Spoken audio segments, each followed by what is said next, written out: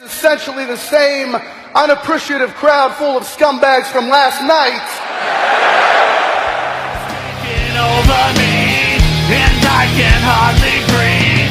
I need a problem solver, someone to cure my sorrow. It's taking over me, and I can't feel her breathe. This hate is so contagious, sometimes I cannot take it.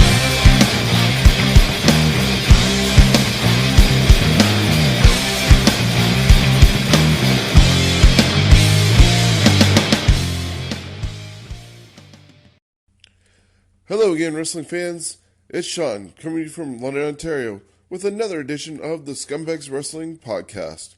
Now, I was going to do episode 80 in two parts and cover everything that happened in AEW, WWE, NWA, and everything else, plus our roundtable discussion that we had in the car on the way back from Listowel. However, unfortunately, I did get a little bit sick, so I delayed it to do episode actually 81, which will have all those things, but it'll be 2 weeks of results from AEW, WWE, including Full Gear. So I'll be right back after these messages with episode 81.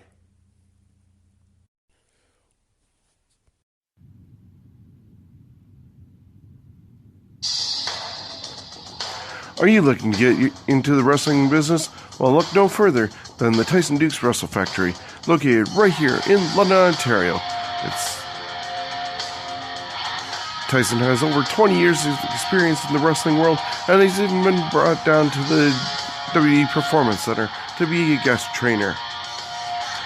We've already seen the likes of Jordan James, Kyle Boone, Violet Lee, Jim Strider, Pharaoh Bowman, Chris Mitchells, and many more.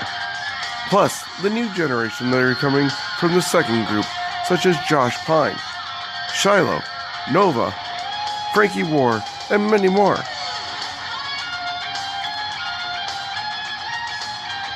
You don't want to miss your opportunity to learn from one of the best in Ontario, if not all of Canada, or the world, in Tyson Dukes. So that's the Tyson Dukes Wrestle Factory. It's open Monday, Wednesday, and Thursdays, and located at 309 Exeter Road here in London.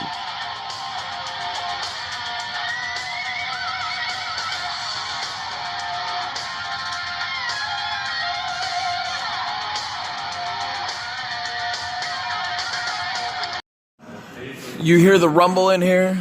The rumble is the sound of progression, and fundamentals are being made at the Wrestling Factory. This is Tyson Dukes, and you're listening to the Scumbags of Wrestling podcast, y'all. Welcome back to the show. Before we hit the roundtable discussion that we had in the car, let's do what we usually do by highlighting everything that's happening in the independent wrestling scene this weekend and next weekend. The upcoming calendar for Smash Wrestling includes November 23rd, when Smash Wrestling returns to St. Thomas at the Joe Thornton Community Center. Doors open at 5 p.m. with the first bell at 6. Some of the matches you'll see include physicality, insanity, and hilarity, all rolled up into a tag team match. Physical Attraction, The Muscle, along with Violet Lee, put breakout team Baywatch on the test when Smash Wrestling returns to St. Thomas. Will Psycho Mike Rollins' conscience get the best of him when he squares off with Corey Stone? We'll find out when they battle one-on-one. Last weekend at Midwestern Wrestling, the Revolt were very close to relieving Halal Beefcake of their tag team titles. They get a rematch, but this time it's in triple threat action as they add two of the pillars, Tarek and Brent Banks, into the mix, who will walk away with the Smash Wrestling tag team titles. And it's teacher versus student. When Smash Wrestling returns to St. Thomas, Tyson Dukes takes out his wrath on Michael Grayson. Hope the kid is wearing his pocket protector for this one and doesn't owe Tyson any money. You can get your tickets now by going to smash-wrestling.com or contact me as we try to get a group together and head down the highway to St. Thomas and take in some Smash Wrestling action. Then, just in time for the holiday season, Smash Wrestling does return to London, Ontario at the London Music Hall on Sunday, December 15th. Doors open at 4 p.m. for Remix You a Merry Christmas. Come to the Smash Wrestling Christmas Party at the London Music Hall on Sunday, December 15th. Live wrestling is their gift to us this year, and an added bonus, all tickets are $10 off. Bring the whole family, and if you have never attended a Smash Wrestling event, make this your opportunity to do so. Join us in the Scumbags Wrestling section, whether you're with the Wrestling Nerds or Scumbags Wrestling. Let's get a big group together, celebrate Christmas, bring the kids, bring the whole family, and support independent wrestling when it comes to your town. Elsewhere in Ontario on the independent scene, Northland Wrestling presents the Miller Memorial Cup, November 16th, with doors opening at 5 p.m. in North Bay, Ontario. You'll see the Tag Team Championships on the line as the Reckoning take on Carew and Cadman Turner, with special guest referee Gorgeous Jimmy Garvin. Dan Jarrus defends his True Patriot Championship against Ray Beauchamp. The North Star Championship will be on the line as CC Moss defends against Nova and Divya. Entrants into the Miller Memorial Cup tournament include Jonathan Ruckin, Jesse Bieber, the Devil's Hitman Nick Watts, Jake O'Reilly, the Real John Gonzalez, Ryan White, Scotty the Body, Chris Argo, and many more. That's the Miller Memorial Cup happening in North Bay, Ontario, presented by Northland Wrestling. Tickets are just $15 or $20 for VIP. Group rates are also available.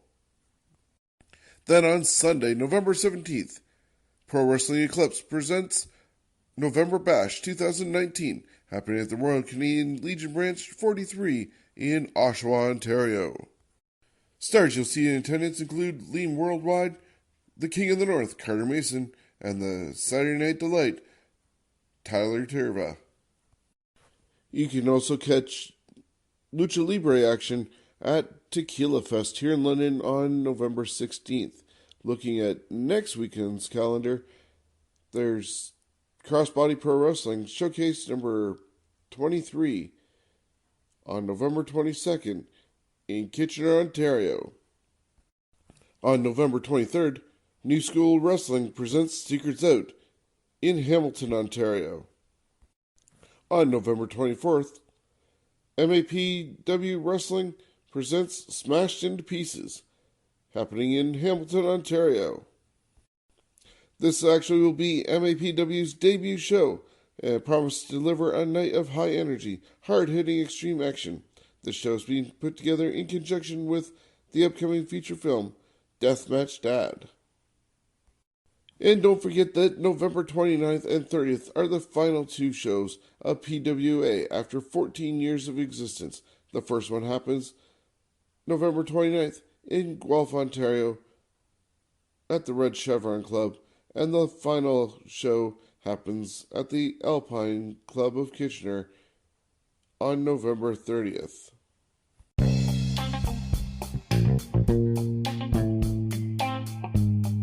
Tyson Dukes is currently one half of the Smash Wrestling Tag Team Champions and one of the pillars of wrestling in Ontario. He's had a very impressive career over the past 2 decades, and it's only natural that aspiring wrestlers would want to learn from a veteran of his caliber. Since October 2017, Tyson opened up the Tyson Dukes Wrestling Factory here in London, Ontario. Students learn all aspects of wrestling. The first graduates like Jim Strider, Violet Lee, and Jordan James are making their names for themselves on the indie scene. Whether you're a student or a supporter, you can now be a part of the club and purchase your own beautiful zip-up hoodie. They're just $40 up to extra large and $45 for larger sizes. Contact Tyson Dukes Wrestling Factory directly on Facebook to order yours today. Hi, I'm the Fireball Kid, Jordan James, and this is the Scumbags of Wrestling podcast. And welcome back to the show. Let's head back to the car and check out some of our roundtable discussion as we headed back from Midwestern Wrestling. A little more to talk about. We're only in Kirkton right now, so why not hit some other talking points? We talked about the fact that NWA. What are your thoughts on NWA Power while we're slipping that word in there? I watched that last week. I didn't get to see AEW because of the fact it was delayed by an hour. Yes, AEW Dark did not appear at 7 o'clock as normal. Apparently, Joey Janela said that it was delayed because people didn't want to see him beat up Marco Stunt as bad as he did. So Janela is taking credit for that. Your thoughts on Power? I enjoy NWA Power. It's taken me a few episodes to get used to the no entrance music, but I've started to really enjoy NWA Power. It's pro wrestling without some of the unnecessary frills or gimmicks. It's been kind of nice to see. I know there's a big title change still to come up. I'm not sure if it's this week or the next week, so I'm excited to see how that plays out. I've actually enjoyed it. Yeah, Colt Cabana, who we just mentioned, actually won the North American Championship back from... Now you're thinking NXT, National Heavyweight. National Heavyweight, okay. From James Storm. And I think that now frees up James Storm to go after Nick Aldis. So who knows whether it's that, the tag titles, or the women's title that Steven is alluding to. We'll have to check it out in the upcoming episodes. And they've got a pay-per-view coming up. Yeah, sold out. Yeah, it's either December 14th or 15th. It's whatever that Saturday is of that weekend.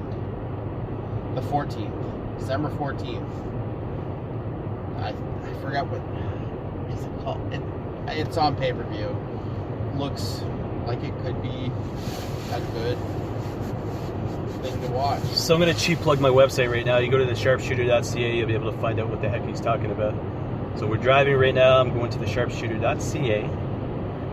I'll be able to give you the exact date, I believe. But anyways, NWA has been great.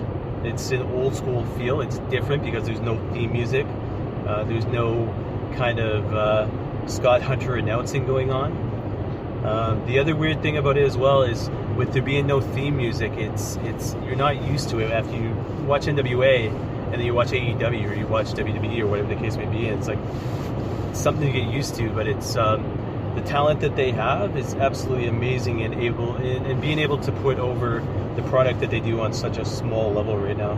Your thoughts, Sean? Yeah, I'm enjoying NWA Power. I try to make sure that it is available every Tuesday at 6:05 on our Facebook page, so people can tune into that. They also have their own Facebook page and YouTube channel, so if you don't get it off ours, you can always get it off from the actual source. Daniel, have you been picking up anything with NWA? I've only seen a little bit of it, but I'm definitely going to have to start checking it out more. It's definitely a different feel from what we've been used to for the last 25 to 30 years.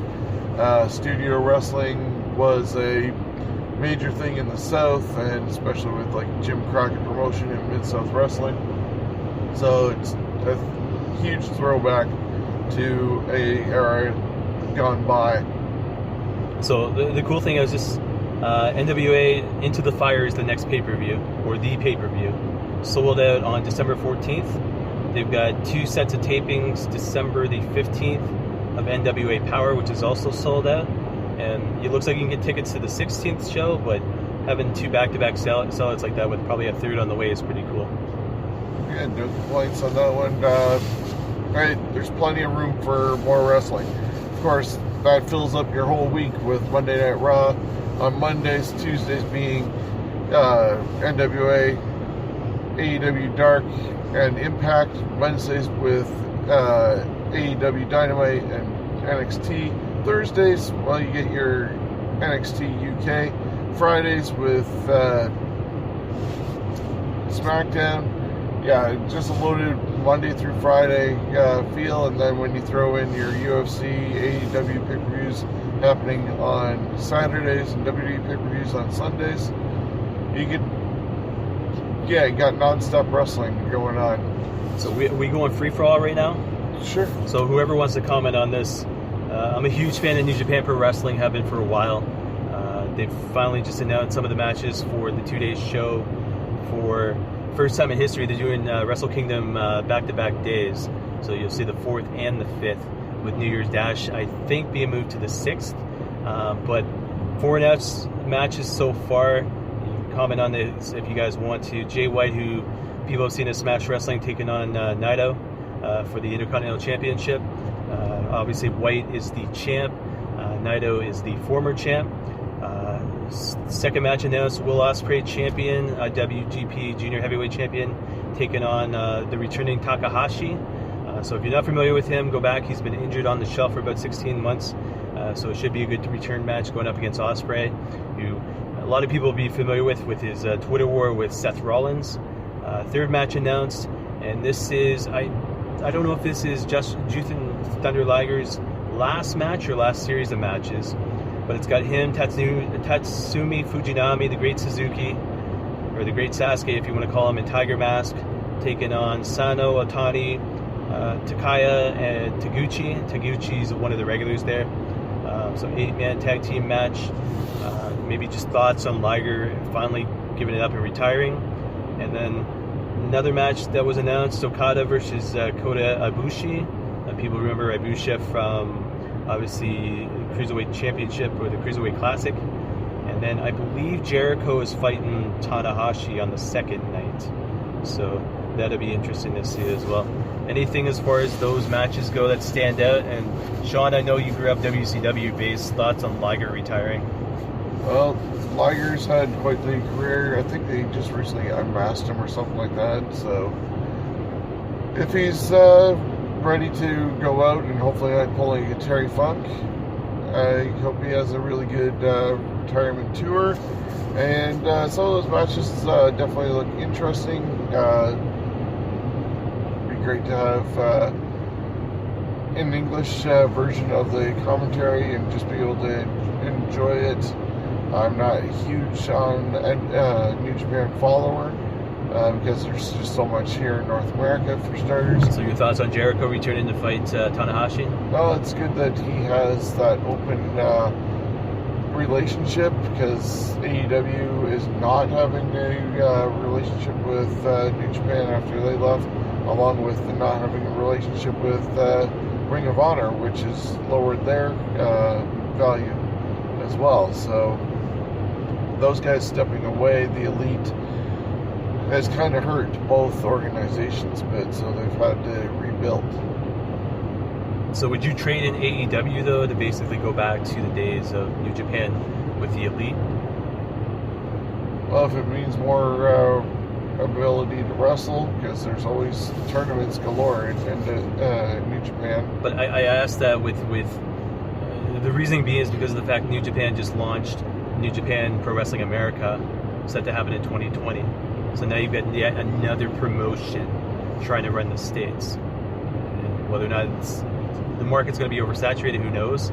But you thin out these rosters, and it's safer. A perfect transition. So you have Smash Wrestling, for example. Say they lose a guy like Tarek. Say they lose a guy like Tyson Dukes. Are you still going to be hyped enough to go back to the shows to be like, because it's Smash Wrestling, or in our case tonight, Midwestern Wrestling? Or is it one of those things, hey, Tarek's not part of the show anymore? And another reason I bring this up, because I had a discussion with Steven earlier, and he turned his back on one of the Smash shows because he just wasn't interested in who they replaced Shawn Spears with. That's right, eh? Yes.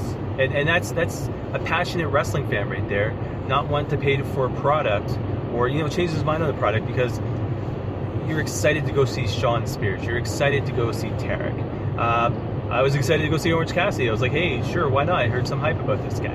And this is prior to AEW. But does the promotion make the superstar, which makes you want to go to the show, or does the superstar help make the promotion and you're going to go regardless? I mean, that's a burning question right there. I think sometimes it's a give and take, because if you get enough exposure from a organization, that helps you build. But if you have a good enough reputation that you're being signed and brought into an organization to perform on, that's going to put butts in seats and money into the promotion in the future. So it's a give and take, and just like Steven did. And if it's oversaturated, you can pick and choose where you put your money. So I guess one of the big questions is it worth it? So everybody knows SummerSlam week happened in Toronto. I ended up being in a Smash show to watch, what was the German, WXW? WXW. So WXW was happening on the Friday. ROH was also happening on the Friday. So I had to leave the WXW show, full house, Walter's in the building, everything else. And I leave at intermission because I had to subway it down to Maple Leaf Gardens to be able to catch the ROH show and do the meet and greet. Well, I get down there, and the card is good for what they had. I mean, main event was phenomenal, but when you look around the building, you're trapped in the moment. You see what's in the ring, you hear the fans around you, and that's good enough. But if you're looking on TV, on pay-per-view, you're seeing a lot of empty seats. And again, with AEW being week 6 and pay-per-view tonight, the fact is their attendance is already starting to go down. So it'll be interesting to see what happens 2020 as far as the wrestling business goes.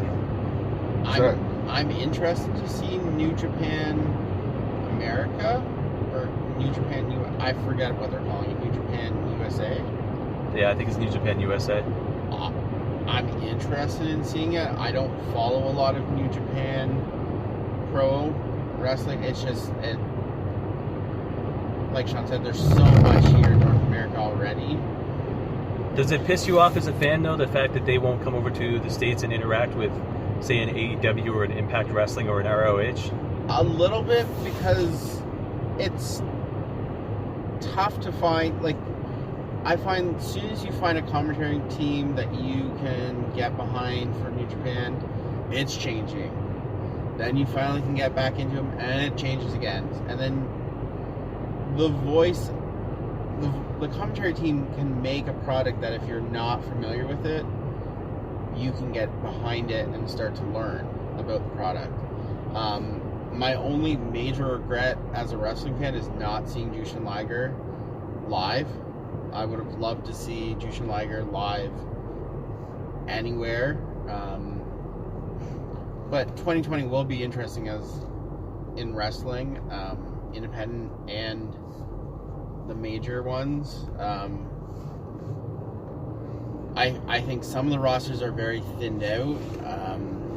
You can kind of see it in AEW already, not having the depth, especially in the women's division, the tag division. They're both could be a little stronger, I think. And then and ROH has taken quite a bit of a dive, I personally find, since Cody, the Young Bucks, Adam Page, they all left. I used to watch or record when I'm working on the Saturday ROH. I couldn't even, it's been probably at least a year since I've really even read the spoilers about an ROH show, because it's just, it's missing something, and I'm not sure what it is. I tell you this, Star Power. Yeah, but what you said about the commentary team is bang on. The fact is, you got ROH, which is one of the most diminished products in 2019. But you've got Ian Riccaboni and Caprice Coleman and basically Colt Cabana doing their thing. And it's a kick-ass commentary team as far as I go. Ian knows his stuff. He knows that to put it across without being a Michael Cole or a Mauro Ranallo. And then, of course, you've got Colt Cabana, who's wrestled all over the world. He's got all the experience in the world. He adds that humor effect to it. And you got Caprice Coleman, who's just kind of like that third arm that pipes in when he needs to. But when you talk about the talent and stuff like that, you've got a guy like Matt Taven, who the big thing with the Kingdom, and they've had to turn Vinny against him just to be able to bring out new matches and stars and stuff. But here's a guy who was in the Kingdom at one point with Adam Cole, Maria Kanellis, and then Mike Bennett, and they were huge back then. But what do you do when all of a sudden Mike Kanellis, Maria take off WWE, and Adam Cole takes off to NXT? I mean, you left with one guy who's basically the weak link in this kind of foundation, who's now left to lead the pack. So it'd be like taking away Kyle O'Reilly and Bobby Fish and Adam Cole from the Undisputed Era, expecting Roderick Strong, as great as he is, to lead that faction as well as Adam Cole has. So I don't know. Well, speaking of some of the changes that are in the landscape, we're in week 6 of AEW, and the Wednesday Night War with USA Network bringing NXT to it live every Wednesday, going head-to-head with AEW. And the first couple of weeks, obviously AEW was on top with the ratings, but then this week we saw a very narrow gap between the two. Is this trend going to continue? Does AEW find a way of somewhat bouncing back? Is the increase in NXT ratings because of this current invasion stuff leading up to Survivor Series? And if it is only for that, does it fall backwards? What are your thoughts on the Wednesday Night Wars in general? I definitely don't think it's a war. I think AEW doesn't have the staying power. I have a feeling that they're going to have to hotshot a lot to keep their ratings ahead of NXT. I think a lot of people who would normally watch NXT recorded it and went over to AEW to give them a chance at another wrestling promotion. I think that this week will be the trend, and I think you're going to find by the end of the year NXT is beating AEW in the ratings. I think in 2020 AEW is going to have to do a lot of soul searching already to either get their more depth in their divisions or rethink their idea of AEW, because I don't think as AEW is now can be sustainable the long term. I think people who normally watch NXT, like I said, gave it a shot. They've now realized it's not for them, and they've come back and stopped watching AEW. They might be recording it, but they're not watching it anymore live. And that's an interesting situation because of the fact that USA Network is showing NXT live, but then the WWE Network is showing it the next day. So it's not like you really need to go out of your way to see NXT when you can only see AEW once. And if fans are wanting to see NXT live over AEW, that war is not going to last too long. Chris, your thoughts?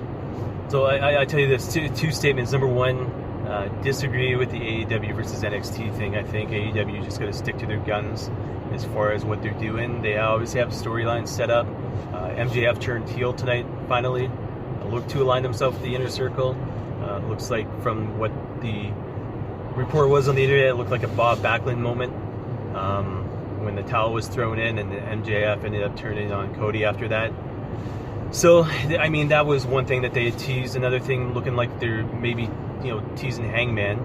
But who knows? He went over clean tonight. So, I think with the AEW versus NXT thing, look at what NXT has had to do. They've had to bring in guys like Finn Balor, AJ Styles, the club, so to speak. Bring back Ciampa, whether or not he was ready.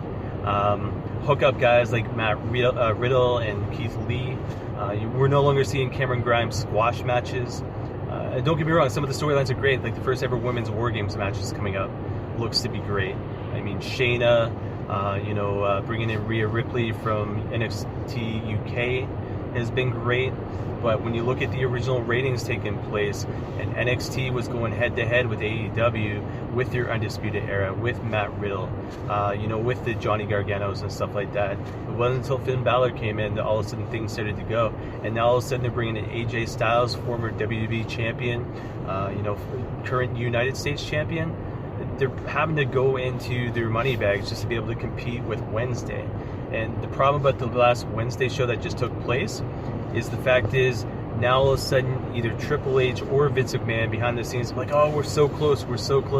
So it's be interesting to see what they do next week to try to topple AEW. Now, in saying that, AEW is just coming off a pay-per-view, so the fact is they're going to be hyped. They're going to go, hey, what's Cody going to do next and everything else.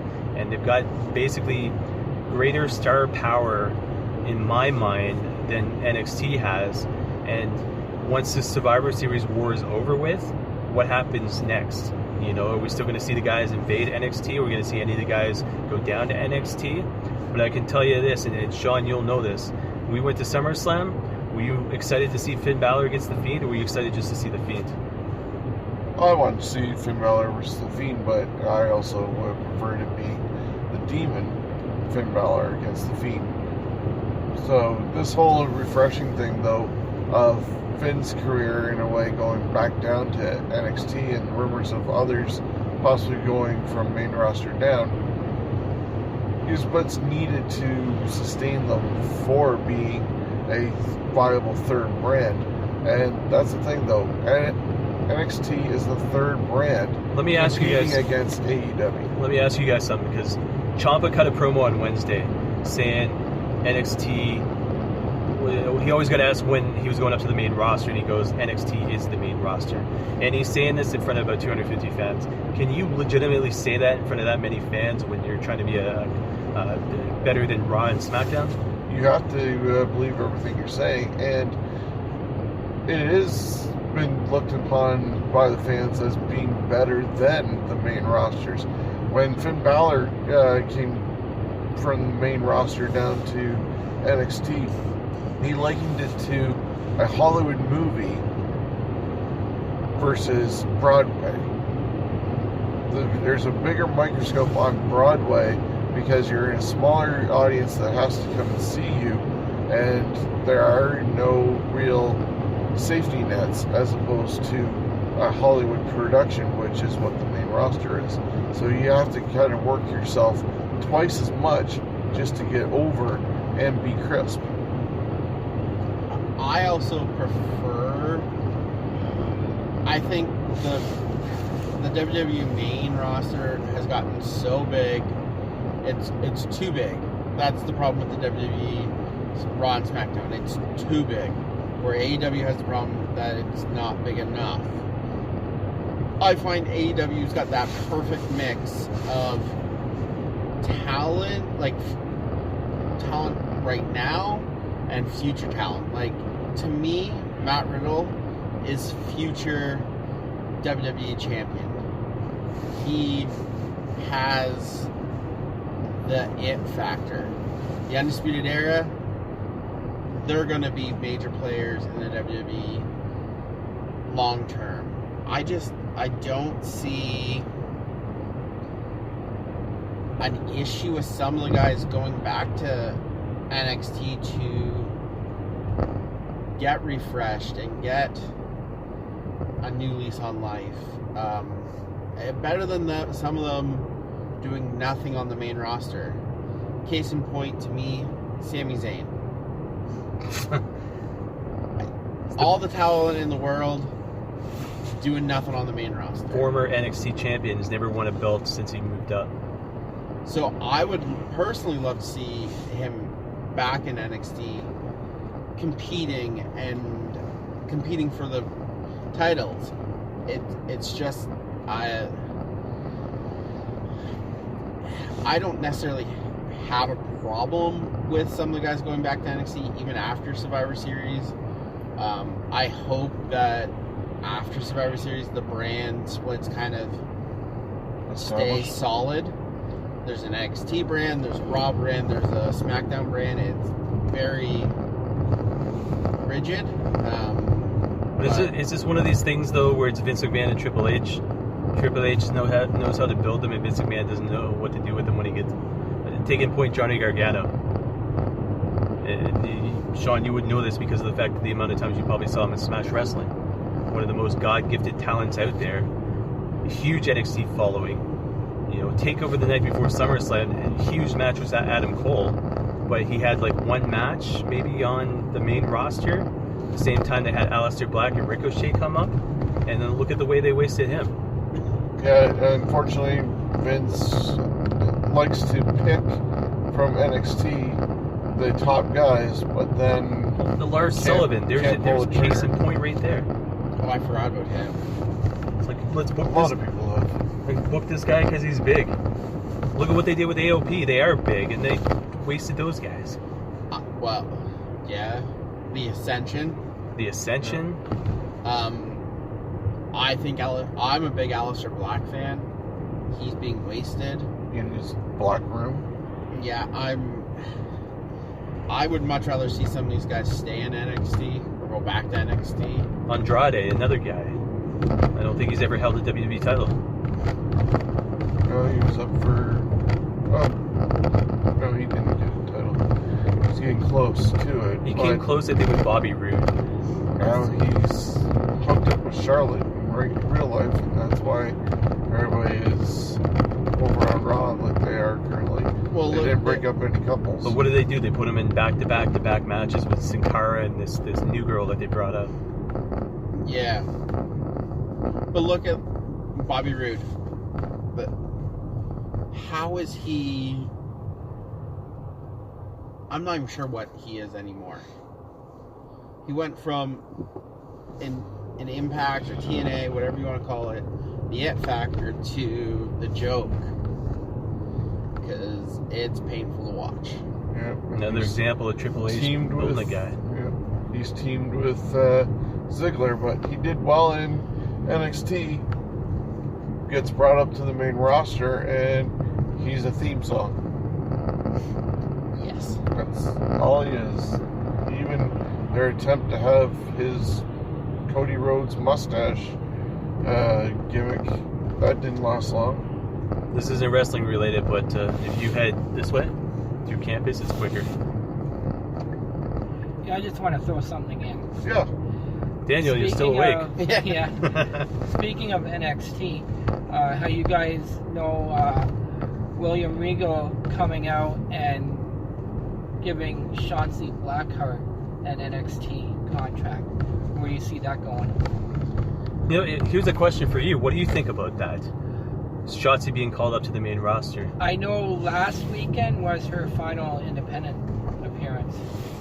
So. But your thoughts? Do you think they're gonna waste Shotzi? I hope not. Are we gonna see the ballsy badass down there in NXT, or is she gonna go all black hair? And I mean, here's something for you guys. So I don't know how much you follow Impact Wrestling, but have you guys seen what they did with Sue Young recently? Yeah. She just changed to... She's no longer a dead bride. No, and my concern is they're going to do something like that with Shotzi in WWE. Well, that's not going to be her name. No, that's the other thing too. Think about some of these guys. Like, I couldn't even remember on the way up what they had changed ACH's name to.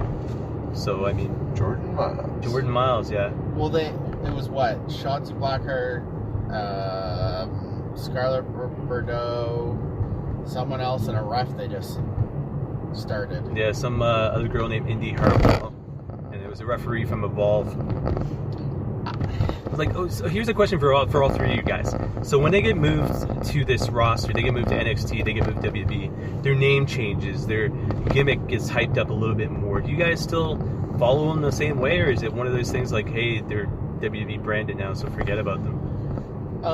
As a fan of them, if I am a fan of them to begin with, I still enjoy whatever they do, regardless of the name, because you know who it still is. Yeah, I think it's depending on how much of a fan I am of the person. You're still crying if they are treated horribly and going, oh my God, you were so much better when you were anywhere but there, but still, you want to see them succeed. Well, here's not female based, but here. So I listened to Busted Open Radio, and they had Sami Callihan on the other day. And Callihan, here's a guy who's down at NXT. They're doing nothing with, and Callihan, much like Ty Dillinger in a way, said, screw this. I'm not going to be marketed the right way. I'm losing my passion for this. Wrestling to me is more than just a paycheck. And so one of his main reasons for going to Impact, because he wanted to be world champion, because he wanted to learn how to put butts in the seats. I mean, and Ty Dillinger's the same thing. And Ty, did he go over tonight? Yes, he actually went over tonight. I mean, I'm not a Sami Callihan fan. But to drop the WWE to go still be passionate about the industry and maybe taking a pay cut, but to remain loyal to why you got there in the first place. I mean, here's another thing. Are we gonna enjoy Tarek if they change his name and next thing, look at Aaliyah. Aaliyah was trying to become somebody on the independent scene, goes down to WWE and is like a shell of her former self now. I don't know if the paycheck's worth it. Well, I'm still, even if they do change Shotzi's name, I'm still going to follow. You're still going to watch her matches? Yeah. I mean, it'll be interesting on what they do. With a Tarek, I'd probably still follow because we've seen him for so long. I mean, I don't like some of the changes they make to characters' names because I find their names boring or unbelievable. You have those odd exceptions like AJ Styles who debuts at the Royal Rumble. You got to keep his name. And he got to keep his name. But then you have a guy, I'm trying to think, for example, who was one of the signees with the ACH group. They brought in, Cameron Grimes. He was different name in Impact Wrestling. Trevor Lee, I think? Trevor Lee, friend of the Hardy Boys, had a following over there, and they still changed his name. Punishment Martinez, former ROH champion, they changed his name to Damian Priest, which I actually prefer more. That's one of the few that I actually prefer Damian Priest to Punisher Martinez. I think on the Shotzi part, I think because her name's so unique, I would probably keep it. They might just shorten it to Shotzi. Yeah, some people have been able to keep their names, so we'll just have to wait and see. And for a while, it's going to be under NXT and Triple H. I think Scarlett Bordeaux's toast, though. Oh, yeah. Right. Yeah, what do we think that's going to happen with her? The smoke show? Well, that's going to be changing. But I think, what about Killer Cross? Her real-life boyfriend. He needs to be left alone. And I've said this to Killer Cross on Twitter with regards to him and his character being one of the best things that has happened the past couple of years. I remember seeing him at the Impact tapings that we went to in Toronto, and I didn't know much about the guy. He was Austin Aries' henchman. But the more you see his character, the more you see his promo work. He's one of those guys that should be left alone. He's got that Aleister Black significance to him. Yeah, if he ends up there... Well, he's trying to get released from Impact. Which I think he did, but did he officially? I didn't know if he got officially released, but... But then, if he was there, Vince would probably have him be Baron Corbin's cousin. Oh yeah, I don't think he needs to go to WWE at all. I think AEW, if he becomes available, AEW should be paying him whatever he wants. I think he ends up in Mexico, I think, is where he normally performs, and or in New Japan. He'd do well in New Japan. I know he's got ties with Mexico, so the fact is with Penta and Rey Fénix there, I could easily see him at AEW. I mean, I'm not an Impact fan at all. I was. I'm not sure how you guys feel, but I find it very painful to watch. It's been a little bit better recently compared to what it was, but unfortunately they had the stench of their former selves anchoring them down from people even taking them seriously. Well, they did. Ken Shamrock did Joey Ryan's dick spot. Yeah, and that was all over the internet as being one of the worst things in the world. So, on that note, we're going to have to wrap this up because we are actually back in London and about to drop Chris off at home. And we'll see what happens this week in WWE. And we'll recap everything. I'll be recapping AEW Full Gear when we get back. Thanks for joining us.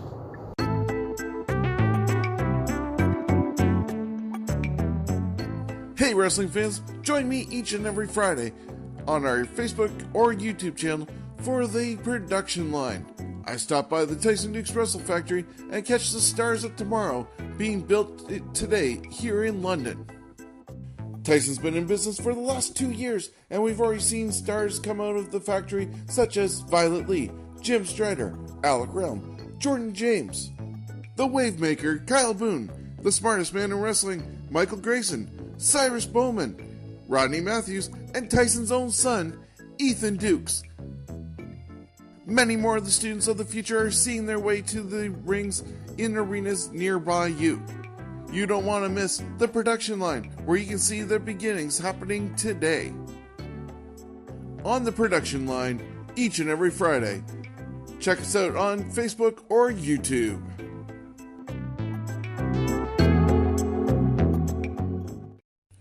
Looking back at AEW for this past week, we got a lot going on because there was 2 episodes of Dark this week. One on Tuesday, which was episode number 5. Then it was Dynamite on Wednesday. And then AEW released a special edition of AEW Dark episode number 6 on Friday night. So you get to see that leading into AEW Full Gear. So we got 4 shows to review quickly and give you results. And let's get it with episode number 5 of AEW Dark. Episode number 5 started off with Tony Schiavone, and he introduced us to Dasha Gonzalez, which most people would recognize her as Dasha from WWE. She's with the Spanish team and is now going to be part of AEW Dark each and every week. The show started off with Shawn Spears, accompanied to the ring by Tully Blanchard, taking on Michael Nakazawa. Excalibur is on commentary with MJF, and MJF still despises Shawn Spears. It was an interesting match with some back and forth action. Tully Blanchard was providing some distraction to Nakazawa, and in the end, Nakazawa was reaching into his trunks to take off his thong. He got his thong out and wrapped it around his hand. Shawn Spears hit the hand covered in the thong, and then hit a slingshot jackhammer for the victory, and Shawn Spears is your winner. The next match was Mercedes Martinez and Big Swole, 2 ladies I saw at the Summit in Toronto, taking on Sadie Gibbs and Allie. This match kind of went long as they were getting towards the time limit draw.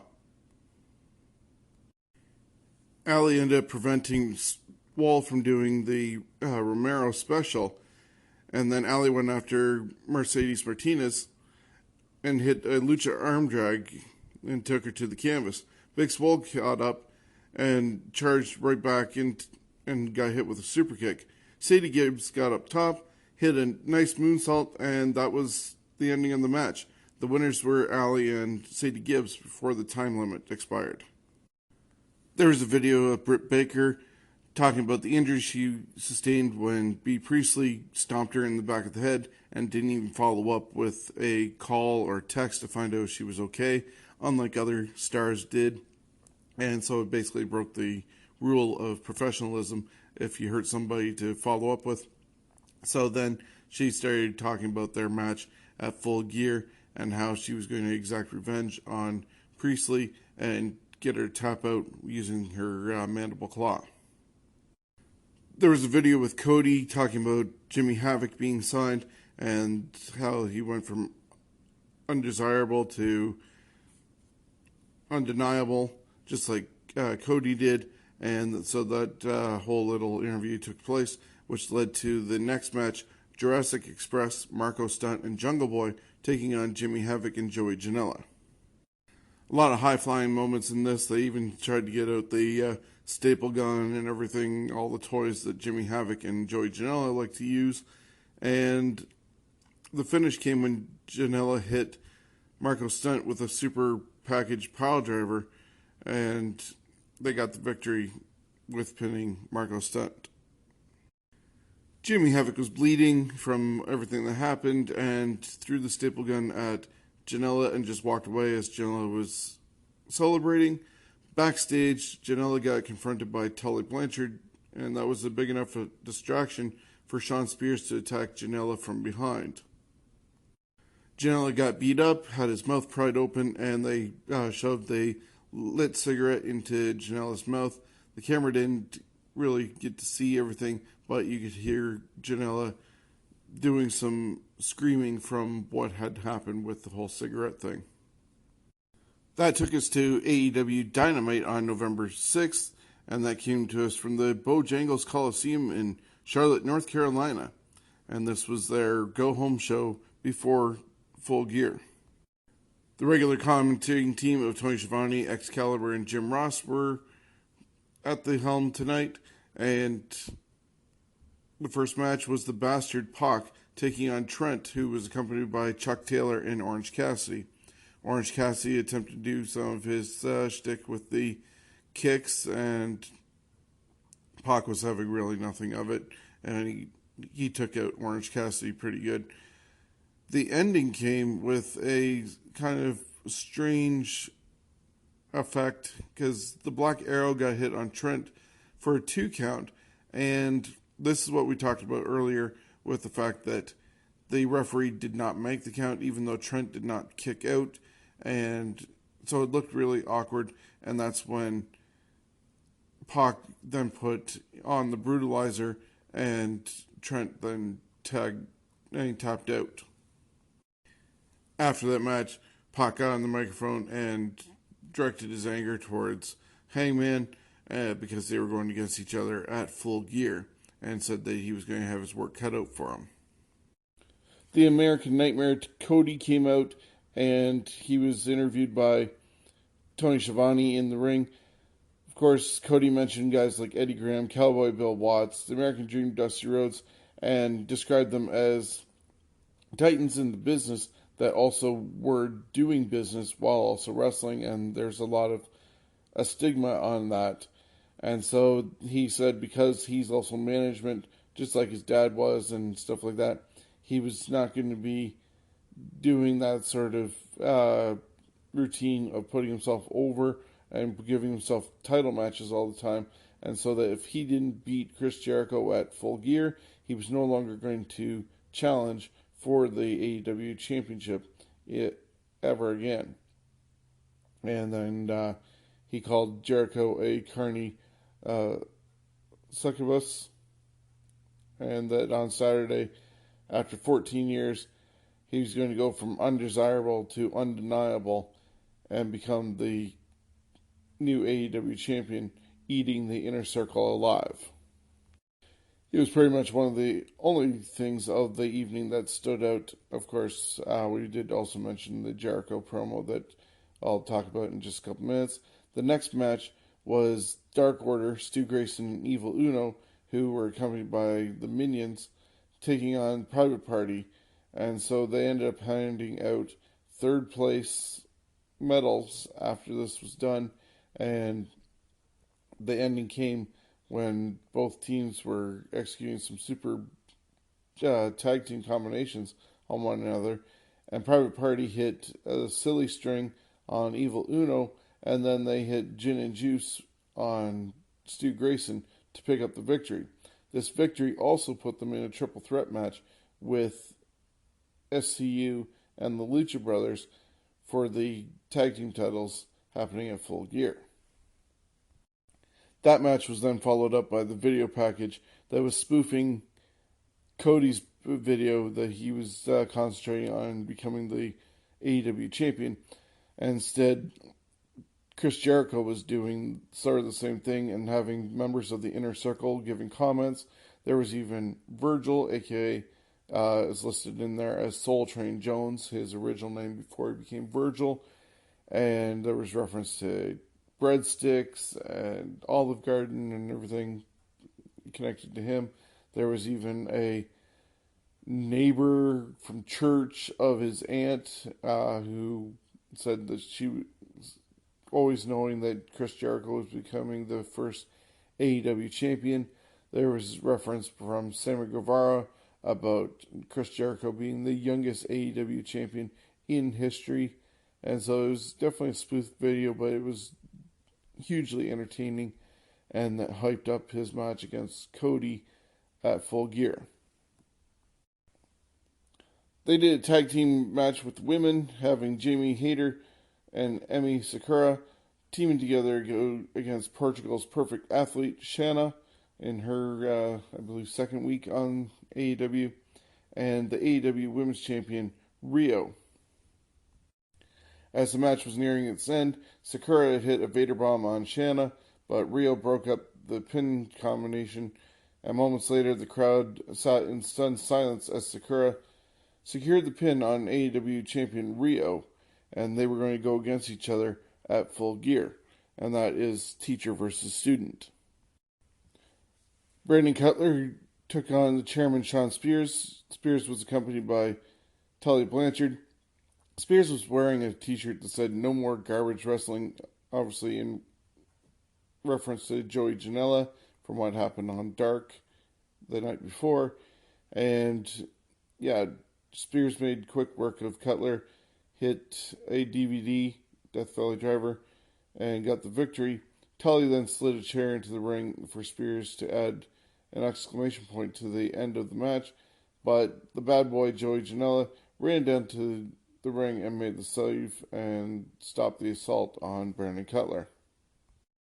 The main event of the evening saw Hangman Page and Kenny Omega team together to go against Spanish God Sammy Guevara and the AEW World Champion Chris Jericho, and they had Jake Hager by their side.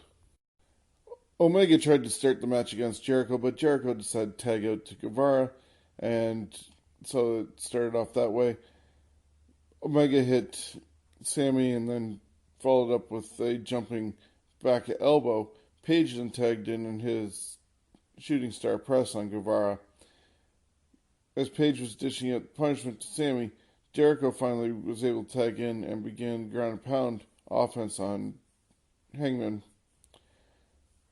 Kenny ended up tagging in and hit a moonsault on Sammy Guevara and followed that up with a Hurricanrana on Jericho.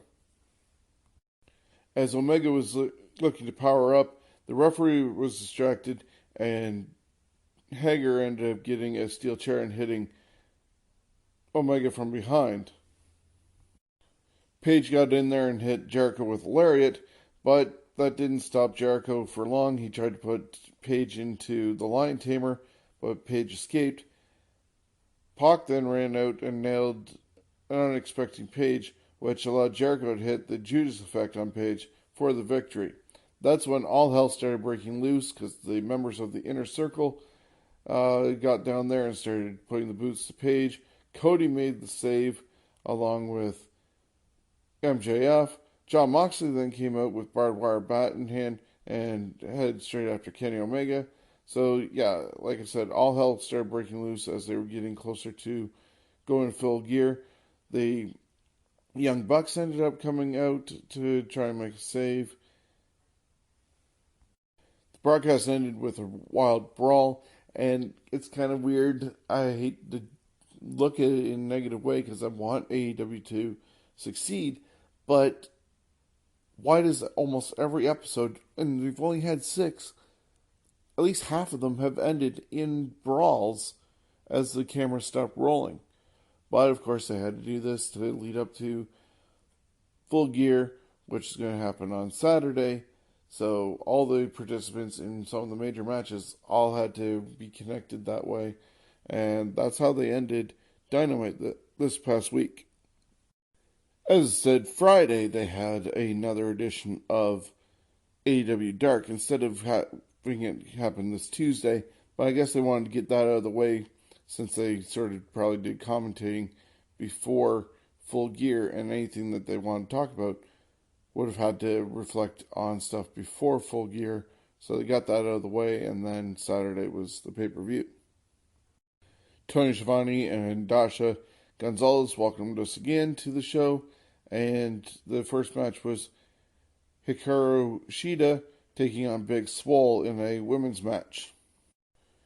Shida picked up Swole in a fireman's carry and turned it into a backbreaker and hit the ropes, did a running knee, and Swole barely avoided it and got a roll-up for just a 2 count.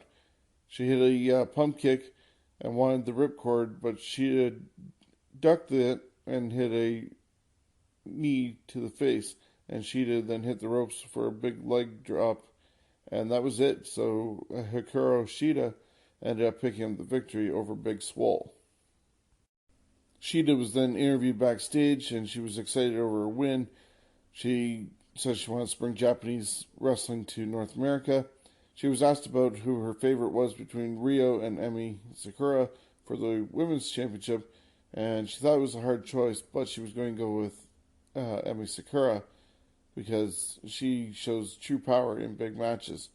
Kind of a little bit choppy on her English, but that's basically the message she got across. And Chuck Taylor was then on commentary because they're rotating, it appears, all the time. And Leva Bates came out and shushed the crowd. And we had Leva Bates and Nyla Rose taking on Shazza McKenzie and Shalandra Royal. Nyla Rose apparently wanted this to be a handicap match, but the management said no, and that Leva was going to have to be her tag team partner. At one point, there was a scoop slam, and then that turned into a nerve pinch. And eventually, they ended up giving up on it, and Leva went for the tag. Shalandra and Shazza tried to do a double team, and Nyla countered it with a double suplex. Then Leva did a blind tag and acts of distraction for Nyla. There was a brief double teaming on Nyla to get her down, but that only lasted for a very short time, and Nyla hit a double big choke slam. Nyla was able to tag back in, and she hit a follow-away slam on, I'm not sure which one of the two it was at the moment, but the girl got launched halfway across the ring. Leva tried to get tagged in again, but Nyla faked her out and denied the tag. She threw Royal into Leva to take her out to the floor. Shazza then tagged in just to eat a deadlift German suplex, a stomp to the back of the head, a vertical suplex, and a cover, and Nyla pulled her up. Nyla then hoisted Shazza onto her shoulders and took her over, forced her to tag Royal. Royal really didn't want to get back in at that point, but Nyla forced her in by the hair. Nyla then hit a kick to the side of the head, a Death Valley driver, and a cover, but Shazza then ended up breaking it up. Nyla Rose then put both women on her shoulders and hit a Samoan drop on each other. She pulled Shazza on top of Shalandra and then went to the top rope herself, hit a Senton Atomico and destroyed both her opponents and got the pinfall. Even though Leva Bates was part of the match and was declared a winner, it was pretty much Nyla Rose who did all the work. Alex Marvez interviewed them and wondered why Nyla never tagged in Leva, and said she didn't have to, considering the fact that she had dominated the Casino Battle Royal and eliminated almost all the people by herself. Nyla Rose called herself the Native Beast, and that she's going to run through everyone in the division one by one, or in this case, two at a time.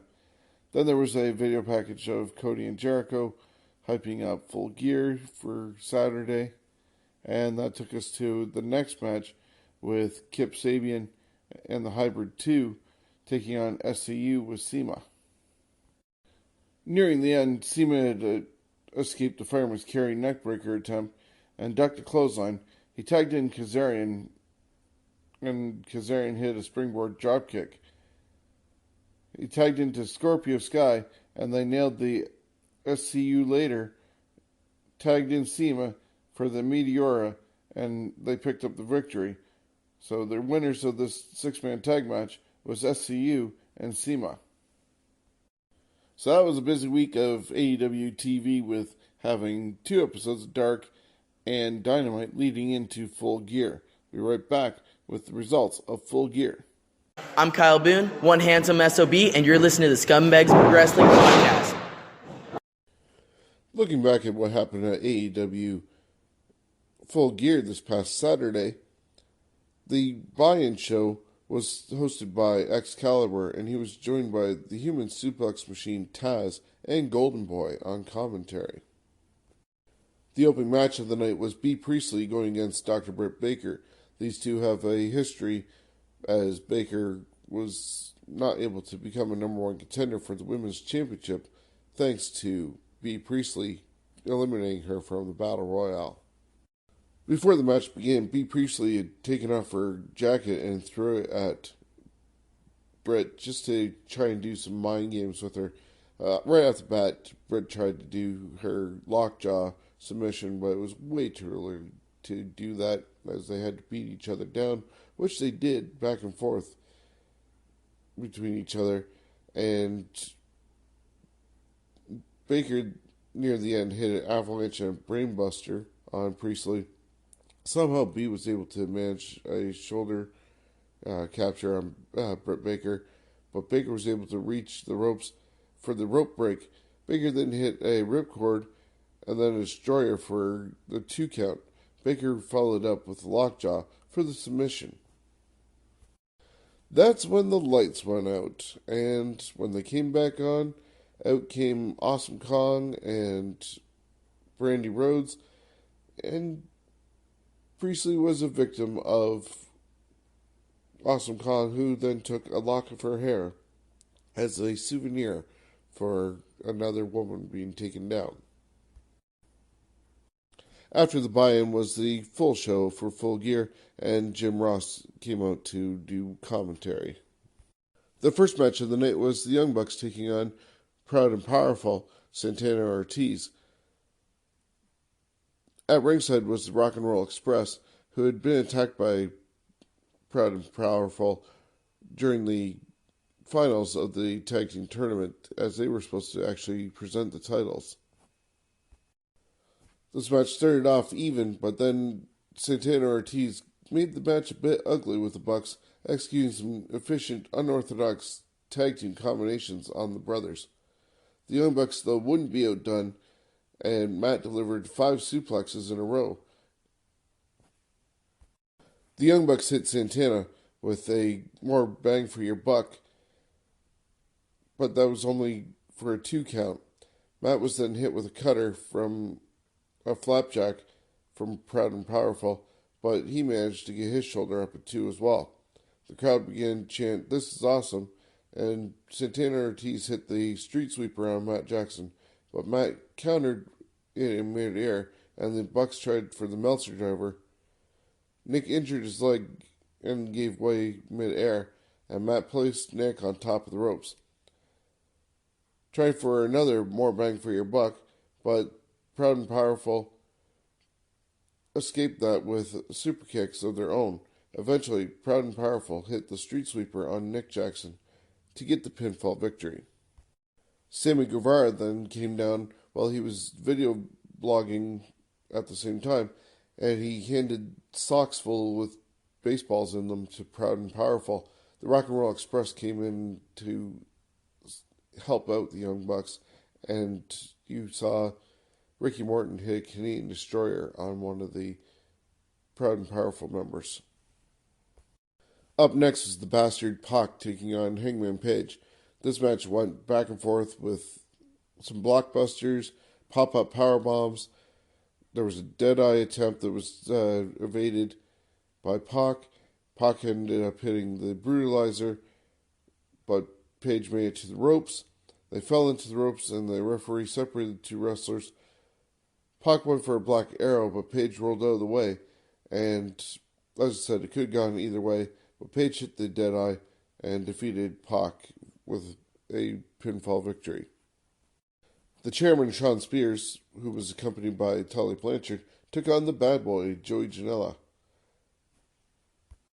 The highlight of this match included a spike piledriver combination between Tully and Sean Spears, and Spears was able to roll up Janela with the C4 for the victory. Chris Sabian and Penelope Ford were interviewed backstage by Golden Boy, and they said, why be bad when you can be super bad? So there's stuff coming up from Sabian in the future. Up next was the three-way for the AEW Tag Team titles, including Private Party, the Lucha Brothers, and the champions SCU. This was your typical three-way match, but you really didn't see much out of Private Party. It was more between SCU and the Lucha Brothers.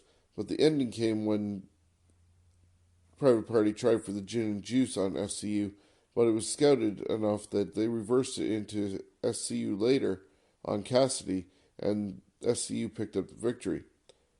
As they were getting their belts raised in victory, the Lucha Brothers attacked the champions from behind. Pentagon went for a package piledriver on Kazarian, but the lights went off again, and from behind was another Pentagon.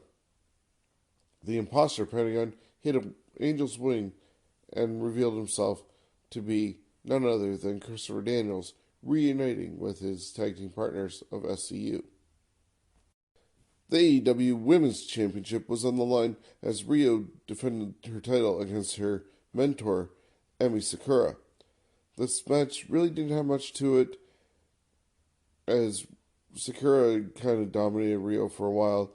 Rio did come back and hit a fundamental pinfall against her instructor out of nowhere.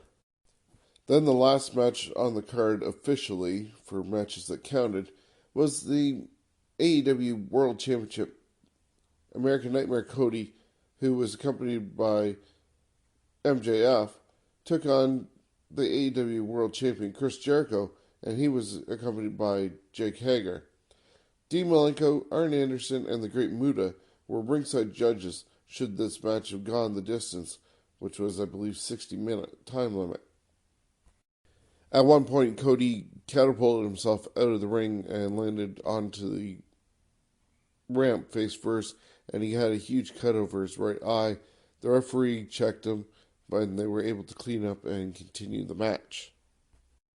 When Jericho approached Cody's mother, Michelle ended up slapping Jericho across the face.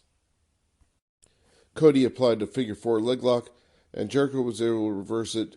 Cody re-reversed it, and that's when Jake Hager got involved, hitting Cody. The referee, Aubrey Edwards, ended up kicking Hager out of ringside area and sent him backstage. Hager went after MJF, and with the referee distracted, Jericho took advantage of the distraction and hit Cody with his championship title. Cody was able to kick out at 2, and Jericho went for the Judas effect, but it was blocked, and Cody hit a crossroads. That only got a 2 count as well, and that's when the fans started chanting, "This is awesome." Both guys were on their knees slugging it out. Cody hit a bionic elbow for another near fall, and they started chanting for Cody, the audience did. Cody went for a disaster kick, but that was countered by Jericho for a 2 count. Later on, Cody went for a Hurricanrana from the top rope, but Jericho countered that into a lion tamer.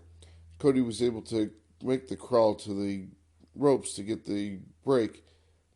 As the fans were chanting for Cody, the referee made Jericho break the hold. Jericho then applied another lion tamer to Cody, and that's when MJF decided to throw in the towel to stop the match on behalf of Cody. The Inner Circle hit the ring with a little bit of the bubbly to celebrate with Le Champion, and they ended up leaving the area. Cody sat there in disbelief of what happened, confused. MJF tried to console him and apologize for throwing in the towel. When they made it to their feet, MJF asked for Cody's forgiveness. Cody raised MJF up, but that's when Cody got kicked between the legs by MJF, and he began yelling, "My turn," over and over again as he walked away from the ring, smiling. The final match of the night was the lights out unsanctioned match between Jon Moxley and Kenny Omega. This took hardcore rules in North America to definitely the extreme. They used the barbed wire broom, the bat, garbage cans.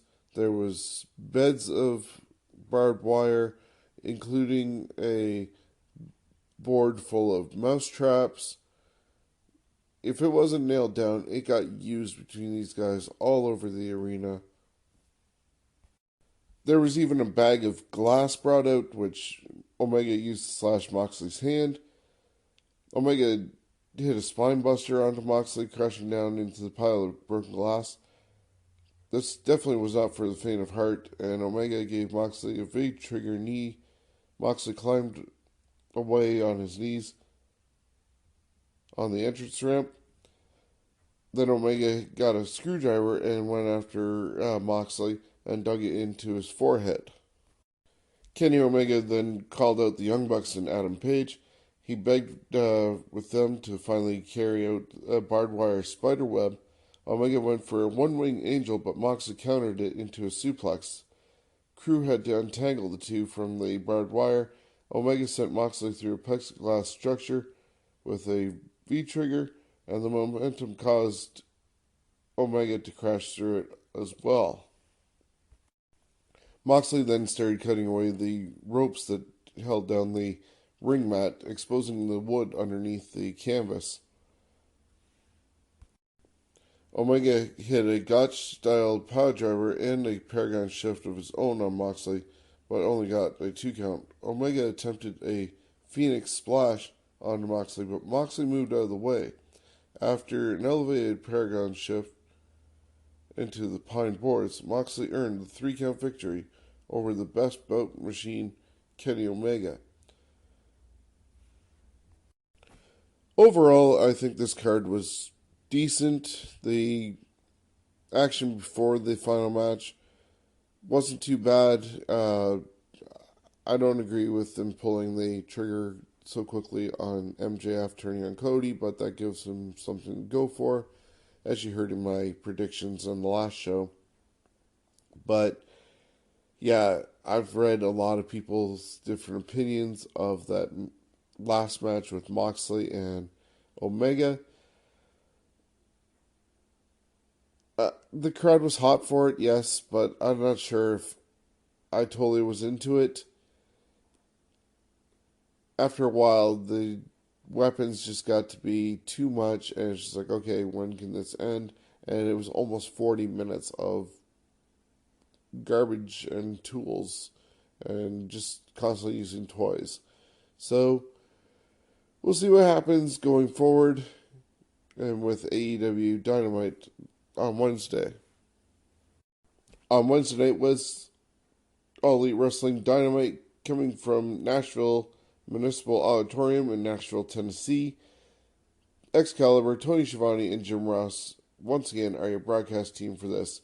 There was a video recap of what happened at Full Gear, and then Jon Moxley came to the ring, and he went against Michael Nakazawa. It was also announced that Kenny Omega would not be cleared to compete on this week's episode due to his injury sustained in his battle with Jon Moxley. Somehow, Moxley ended up being cleared, but Omega wasn't. Moxley made quick work of Nakazawa, hitting him with the Paragon Shift DDT, and picked up the victory. He questioned whether that actually counts compared to his match on Saturday with Omega. Then he got on the microphone as well and said that while he respects Kenny Omega, Kenny will never be the same again. He then also challenged anybody in the AEW locker room who has the guts to step up into the ring with him to do so. Nobody came out, but Moxley then left through the crowd. AEW just did a WWE move by reducing somebody's name down to just one name. And in this case, it's Stu Grayson, who's just now Grayson. He teamed with Evil Uno, as usual, with Dark Order, and they had the Minions by their side, taking on Marco Stunt and Jungle Boy. For whatever reason, this actually went through a commercial break, and I still can't believe anything that Marco Stunt does. This should be a shorter match than having talented participants, wrestlers, sell for this guy. In the end, the Dark Order did win the match. They pinned Marco Stunt, and then they even offered him to join as a member of the Minions, and even offered him the mask. Jungle Boy stepped in, and they got beat down for their efforts of denying the Dark Order. And that's where Luchasaurus came back early from an injury and destroyed all the Minions and scared away the Dark Order. Then a boy and his dinosaur and Marco Stunt all celebrated to end that segment. Up next was the chairman Sean Spears with Tully Blanchard by his side, taking on the librarian Peter Avalon, who had Leva Bates by his side, and Darby Allin, who came down on his skateboard. This match didn't really last long, as Joey Janela came out and went after Sean Spears as revenge for what happened at Full Gear, and that left it basically a one-on-one match with Darby Allin hitting the coffin drop onto Avalon, picking up the victory, and then he got on the microphone and proclaimed that he accepts Jon Moxley's challenge. The Native Beast Nyla Rose defeated Danny Jordan in no time flat with a massive powerbomb for the victory. Tony Schiavone then interviewed Allie and said she was excited to show the world what she can do on Dynamite, as most of her matches have all been on AEW Dark. That's when the lights went out and Awesome Kong and Brandy Rose came down, beat up Allie, who tried to defend herself, and took a lock of her hair. Getting really tired of this overused gimmick of lights turning out for all these surprise people, which is ruining the surprise. Chris Jericho came out to gloat about his retaining of the championship, and he feels that everybody needs to thank him. Cody Rhodes' music started up. Instead, it was MJF. They went back and forth, wondering if MJF wants to be part of the Inner Circle, and Jericho wonders if he was being invited to it, and it was just a banter back and forth for wasting time's sake. They finally decided that the person that they hate the most in AEW, they agreed on, was Cody. And that was what brought Cody out to the ring to go after both MJF and Chris Jericho. Before Cody could really get his hands on MJF, Wardlow hit the ring and choked Cody out. AEW is doing their own style of 50-50 booking with Hangman Page and the Bastard Pac as they went at it in a rematch from Full Gear. This apparently was supposed to be the rubber match as each holds a victory over each other, but I think there was already a decisive advantage between the two. In this encounter, Pac ended up getting the victory with a Black Arrow and the Brutalizer to an unconscious Adam Page for the victory. In the back, there was a huge brawl between the Young Bucks and Proud and Powerful, and that went all over the arena. And that led to the main event with SCU defending the tag team titles against Sammy Guevara and Chris Jericho. There was hardly any time left for a 60-minute time limit match, They claimed that if it didn't end before the TV show ended, that they were going to have to switch over to the YouTube channel to continue the rest of the match. Conveniently enough, just in the last 3 seconds of the evening, SCU, Scorpio Sky, rolled up Chris Jericho for the victory, and that's when the cameras ended with Jericho stunned that he was defeated like that. So, looks like AEW has a problem with timing, because that's another roll-up victory at the last possible second by SCU for the tag team titles, the first time against the Lucha Brothers, and now on Jericho. So AEW seems to be either ending just in time, enraging their fans by not having a conclusive finish in one match, or ending their shows with brawls. Day, it's a big day, and the reason why is that Chris Jericho's Rockin' Wrestling Rager at C Part 2 is officially sold out, man. Thanks to all of you who booked in the pre-sale. Thanks for all of you who booked early, and thanks to all of you who are going to be joining us for the vacation of a lifetime. Now, here's the thing. If you didn't buy your cabin, if you didn't book your cabin, and you still want to go, we'll put you on the waiting list. Go to ChrisJerichoCruise.com. If somebody has to drop out for whatever reason, you'll be the first one we call. So there's still a chance. Cross your fingers. Maybe somebody double booked themselves. Maybe somebody paid with Monopoly money and we just found out about it. Either way, there's still a chance that you can make it on Chris Jericho's Rockin' Wrestling Rager at Sea. If you can't, make sure to pre-book early for the next one. But for right now, we are sold out, baby. Chris Jericho's Rockin' Wrestling Rager Part C, at C Part 2. We'll see you there.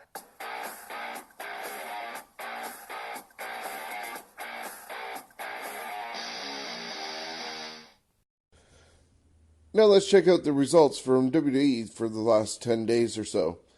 Started over on Monday Night Raw.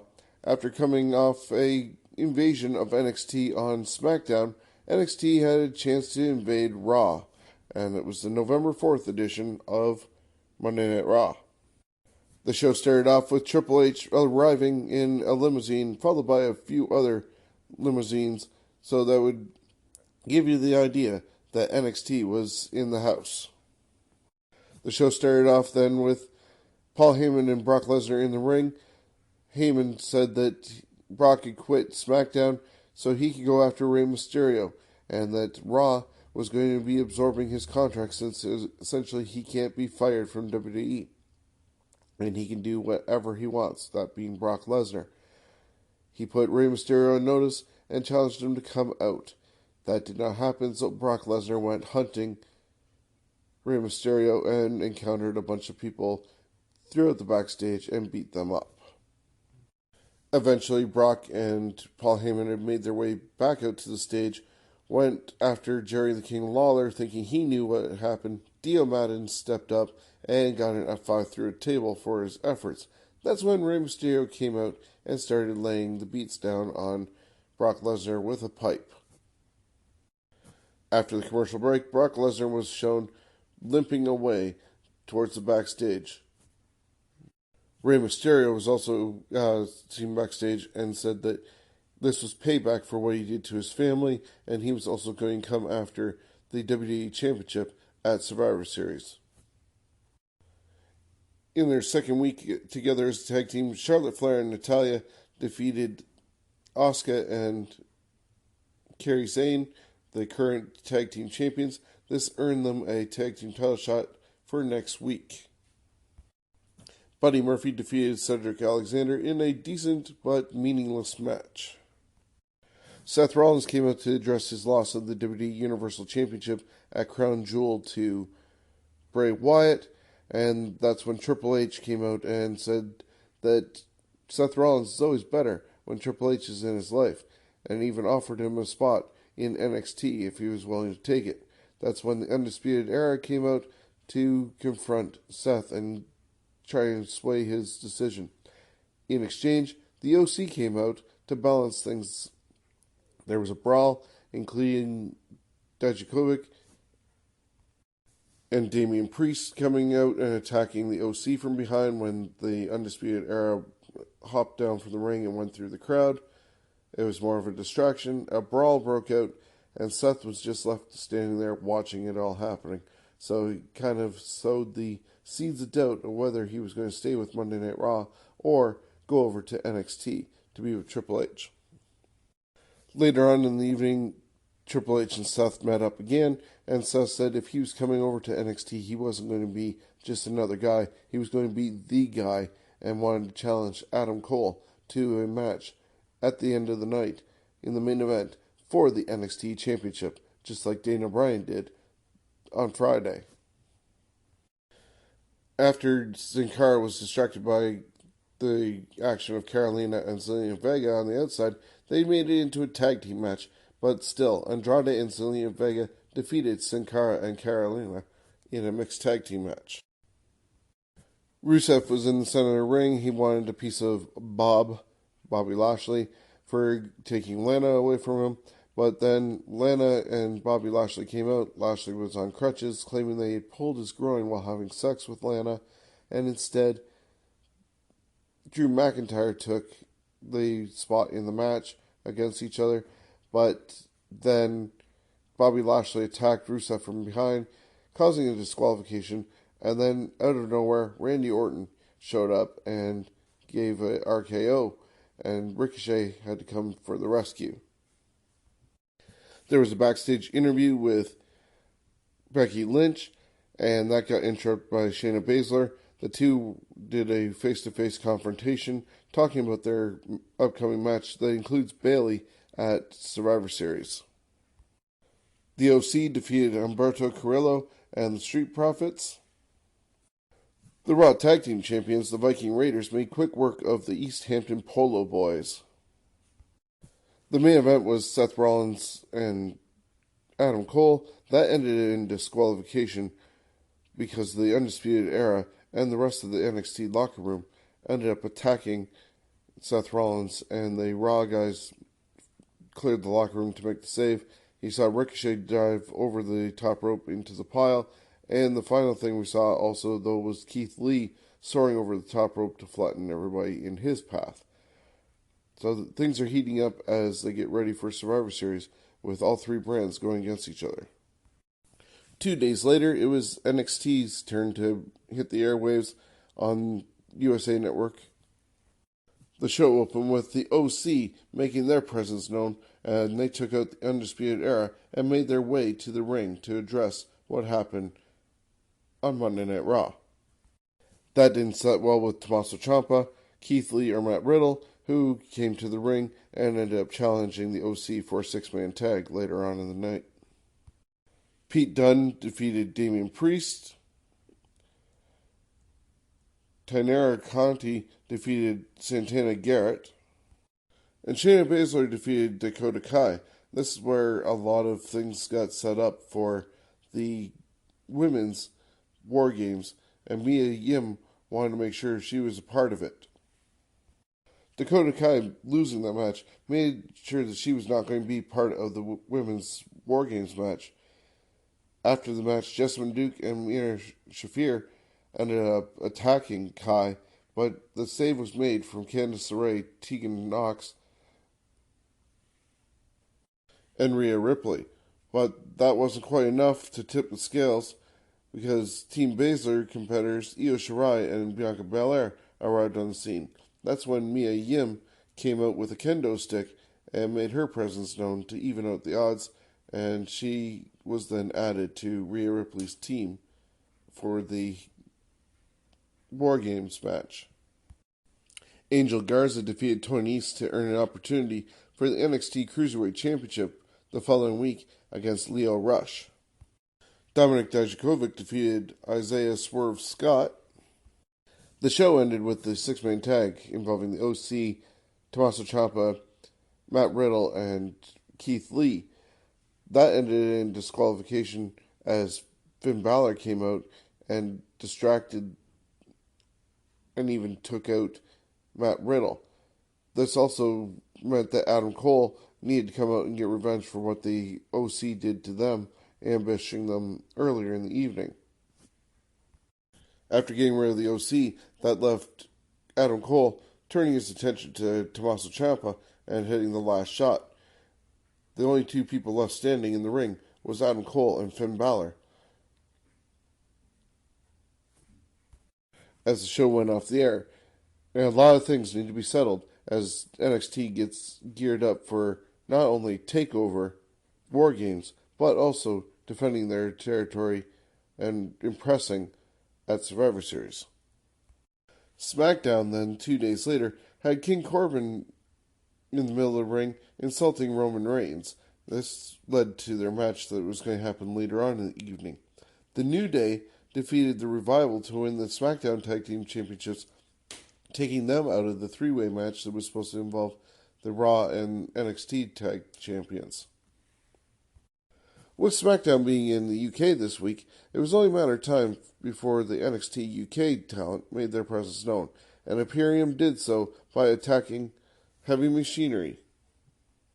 The attack didn't last long as New Day, Ali, Shorty G, and Apollo Crews darted out from the locker room to make the save for Heavy Machinery, sending Imperium running to the back.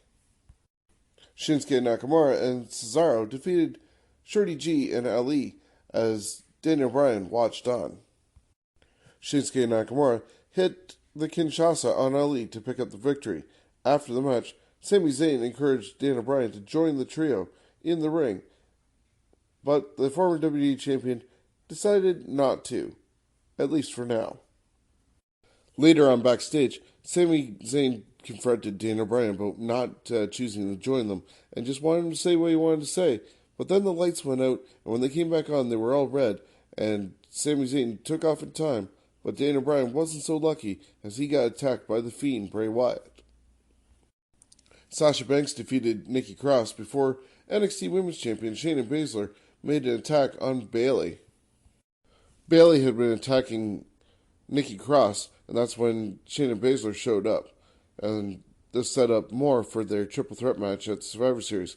The beatdown continued until Banks turned around and noticed what happened and rushed back to help out Bayley. Since they were in Manchester, it was also Tyson Fury's hometown, and Fury made an appearance. Braun Strowman came out to confront him. They talked about the Saudi Arabia show at Crown Jewel, and Strowman wasn't too happy about the count-out loss that he sustained, but Fury wasn't too happy about the power slam after the fact. However, he did think that maybe next time they step into the ring together, it'd be as a tag team.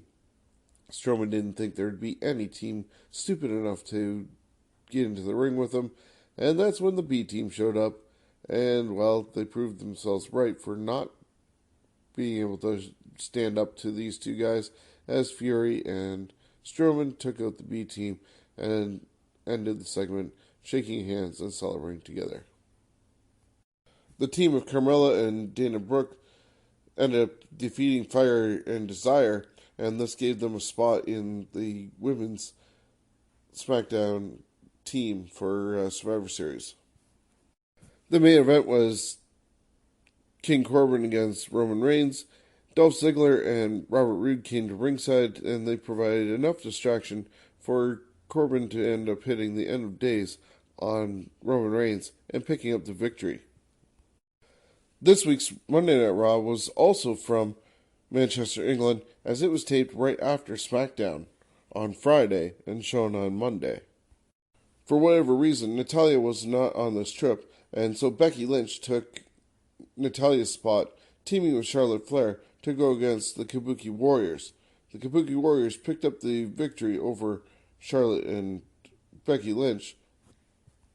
Shayna Baszler made her way to the ringside area and distracted Becky Lynch. Bayley came out to attack Baszler, and the distraction was enough for Asuka to score the pinfall victory with a roll-up on Becky. Shayna quickly got out of there, but Bayley then attacked Becky from behind and threw her into the barricade. Becky and Shayna seem to be concentrated on themselves and forgetting that Bayley is a part of this match too. Drew McIntyre defeated Sin Cara, which is not overly surprising because later on in the day, Sin Cara had posted that he has asked for his request to leave WWE. The Singh brothers took on R-Truth for the 24/7 title in a 2-on-1 handicap match, and it ended up in a no contest. Seth Rollins went 1-on-1 with Walter, but that match ended in disqualification with the insertion of Imperium. The Street Profits and Kevin Owens made the save, and it was later turned into an 8-man tag team match for the main event. Seth Rollins, Kevin Owens, and the Street Profits ended up defeating Imperium. Walter was taken out of the match with suicide planches from Rollins and Montez Ford. Bartel was sent tumbling out of the ring after a stunner from Kevin Owens, and Rollins finished things off with a stomp to Alexander Wolf for the victory. Andrade continued his winning ways with a victory over Cedric Alexander after hitting the hammerlock DDT. There was a very horrible segment with Lana coming out saying that she was actually pregnant, and it was by Rusev because she was 9 weeks pregnant, not 7 weeks pregnant, because 7 weeks is when her and Lashley hooked up and had sex for the first time. Rusev came out, then confronted Lana. Lana slapped him a few times, and that's when Bobby Lashley came out and beat down Rusev. Earlier, Eric Rowan had tried getting the 24/7 championship away from the Singh brothers and was avoided. He came out to the ring and defeated a local talent. Raw Tag Team Champions, the Viking Raiders, defeated Mark Andrews and Flash Morgan Webster. There had been a moment where the OC was going after Ricochet and Humberto Carrillo. It was deemed that they needed to find themselves a tag team partner, and for some reason, out of nowhere, Randy Orton did a possible face turn and decided to join Ricochet and Humberto Carrillo to take on the OC. There was still tension lingering from Ricochet and Randy Orton from all the stuff that happened weeks prior, and at one point they were together in the ring with AJ Styles and conflicted over which superstar he should sink his teeth into. Randy Orton decided to hit the RKO on AJ Styles, then tagged in Carrillo, who scored the pinfall with a moonsault. Then Orton stated to Ricochet that he does what he wants, when he wants, wherever he wants. With both Orton and Ricochet supposed to be on Team Raw for Survivor Series, it could be interesting to see if these two can still get along. Looking at last night's NXT, Cruiserweight Champion Lio Rush defeated Angel Garza, though there was some tension since Angel Garza ripped off his pants like he normally does through his match, but he threw them at Lio Rush's wife, who was sitting at ringside. Xia Li defeated Aaliyah, and Aaliyah looked like she might have gotten her nose broken after a kick from Lee. Finn Balor came to the ring and called out the NXT locker room. Matt Riddle answered the call, and they ended up brawling with each other. Balor ended up escaping and running off, but then Undisputed Era came down and went after Matt Riddle. Riddle wasn't left alone for too long, as his partners, Tommaso Ciampa and Keith Lee, for War Games, came by his side. Turned out that instead they decided to do a match with Keith Lee and Roderick Strong. There was another brawl at ringside involving Matt Riddle, Tommaso Ciampa. Finn Balor even returned, but in the ring, Keith Lee finished off Roderick Strong with a jackhammer, and the Undisputed Era recovered to make the mincemeat out of Lee and Ciampa thanks to the 2-on-4 advantage. That's when Dominik Dijakovic ended up making his entrance to the arena and helped out Lee and Ciampa, getting rid of Bobby Fish and Kyle O'Reilly with the double choke slam. Dijakovic said he's ready to go to war and that he's in for War Games. Ciampa accepted with a handshake. Isaiah Swerve Scott defeated Bronson Reed. Damian Priest attacked Killian Dane and Pete Dunne while they were having their battle. Looks like they could be on a collision course for a three-way happening at TakeOver. There was a sort of Money in the Bank ladder match featuring Io Shirai and Mia Yim, with War Games advantage being in the briefcase for the winner who retrieved the contract. In this case, Io Shirai, with some help from her teammates, defeated Mia Yim. So the heels, shockingly enough, will have the advantage going into the first ever women's War Games match. NXT Women's Champion Kaylee Ray made an appearance, and she will be on Shayna Baszler's team. As Shayna Baszler took to the stage to express her appreciation for Shirai earning the advantage, Bayley came out from behind and attacked the Queen of Spades, landing her on the stage before running off. And that's all the action from WWE leading into tomorrow night's SmackDown edition and everything going on the weekend leading up to Survivor Series. So hopefully between this week's SmackDown and the next couple shows, we'll have everything ready for Survivor Series. Next week, we'll do predictions for both War Games and NXT and Survivor Series.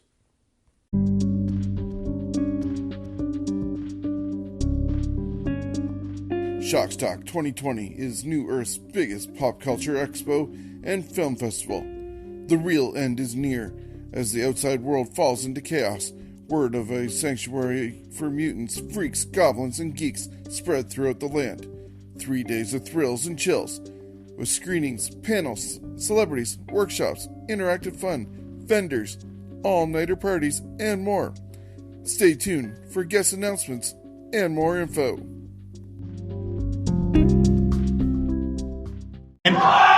This is Sting Bassey. You're listening to the Scumbags Wrestling Podcast. WWE find themselves in an interesting time with the fact that they're doing this whole invasion angle involving NXT, Raw, and SmackDown leading to Survivor Series, but at the same time trying to keep NXT battling each other while still under attack from Raw and SmackDown, as they're also setting up for War Games, which is happening the night before Survivor Series. It appears as though Johnny Gargano will not be cleared in time, or whatever's going on with him, to be able to go against Finn Balor at War Games event Takeover. So after last night on NXT, Matt Riddle has taken himself out of the War Games match and is now going to go after Finn Balor. So that's one of the matches that's happening. The other two matches that are scheduled include War Games, a men's and women's edition. The women have Rhea Ripley, Candice LeRae, Tegan Nox, and Mia Yim taking on Shayna Baszler, Io Shirai, Bianca Belair, and Kaylee Ray. Kaylee Ray just got added this past week, and she's the NXT Women's Champion.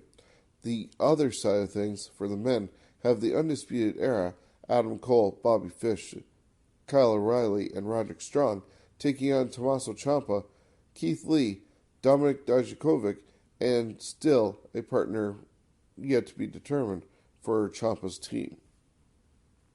So it'll be interesting to see how much they beat each other down, knowing that they have to defend their honor the next night on Survivor Series. NXT TakeOver happens on Saturday, November 23rd at the Allstate Arena in Rosemont, Illinois. Then, as I said, the following night is Survivor Series. It'll happen November 24th on the Sunday from the same arena in the Allstate Arena, Rosemont, Illinois, outside of Chicago. They currently have 6 matches announced, and it's all about triple threats, basically, except for, I think, one, which is Brock Lesnar defending the WWE Championship against Rey Mysterio. The rest all involve Raw versus SmackDown versus NXT. And so, in some cases, we're going to have 5-on-5-on-5 elimination matches with 5 members from each brand, male and female, in 2 of the matches. Other matches include AJ Styles, the United States Champion, taking on Shinsuke Nakamura, the Intercontinental Champion, and Roderick Strong, the NXT North American Champion. The women will also have a 3-way, with Raw Women's Champion Becky Lynch taking on Bayley, the SmackDown Women's Champion, and Shayna Baszler, the NXT Women's Champion. Not to be outdone, the tag team champions from each brand will be going at each other in a triple threat match, and that has the Viking Raiders as the Raw tag team champions, the New Day, Big E and Kofi Kingston, SmackDown champions, and the Undisputed Era, Bobby Fish and Kyle O'Reilly, the NXT champions, going in a 3-way match. As for the traditional Survivor Series matches, the teams have yet to be fully formed. In the women's side of things, SmackDown has Sasha Banks, Carmella, Dana Brooke, Lacey Evans, and one more member to be announced. And none of the other teams have announced who they're having represent their women. Over on the men's side of things, NXT has yet to announce their team, but representing Raw will be Seth Rollins, Drew McIntyre, Kevin Owens, Randy Orton, and Ricochet. Representing SmackDown will be Roman Reigns, Mustafa Ali, Braun Strowman, King Corbin, and Shorty G. With only this week's TV coming up, they have to get all the people in place for those matches and figure out what's going to happen. And all that goes down next weekend on WWE Network, November 23rd and 24th, with NXT TakeOver, War Games, and Survivor Series, pitting Raw versus SmackDown versus NXT. Looking at some WWE news before we wrap this up, there's been reports coming out from the Saudi Arabia debacle that it seems though from both AJ Styles and Corey Graves that there was a lot of different issues going on.